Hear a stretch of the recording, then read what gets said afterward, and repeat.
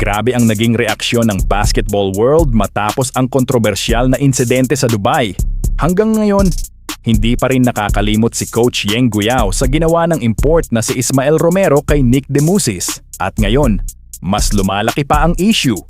Ilang linggo na ang lumipas mula nang sipain ni Romero ng 2 beses si Nick Demusis matapos ang banggaan sa isang laro sa Dubai. Ayon kay Rain or Shine head coach Yeng Guiao, hindi raw dapat payagang maglaro si Romero para sa Meralco sa paparating na EASL game.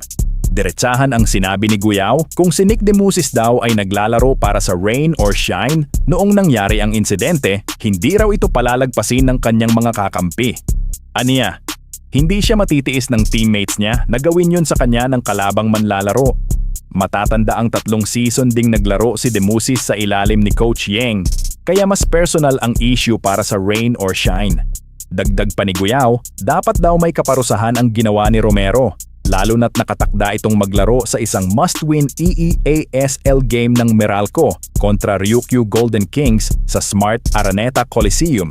Sumang-ayon din sa sentimiento si Gilas at Ginebra coach Tim Cone na nagpahayag ng suporta sa panawagan para sa parusa. Hanggang ngayon, wala pa ring public apology si Romero. Ayon naman sa Meralco, remorseful daw ang import at tuloy pa rin ang plano nilang ipalaro ito. Ikaw, para sa'yo ba, dapat bang payagang maglaro si Romero o nararapat siyang maparusahan? Comment down below. At huwag kalimutang mag-like at subscribe para sa mas mainit na basketball updates.